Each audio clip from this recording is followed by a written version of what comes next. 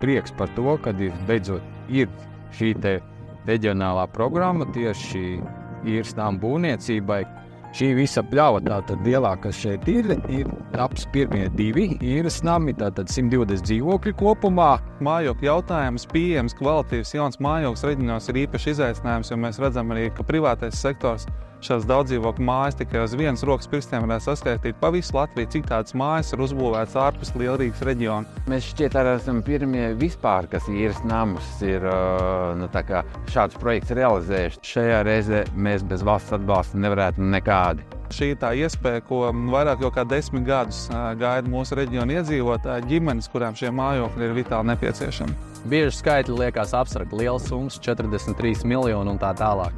Šī konkrēta pilsēta, konkrēts veiksmes stāsts, Valmiera, nams, kas tic pavisam drīz arī šeit atradīsies. Ir arī citas pilsētas.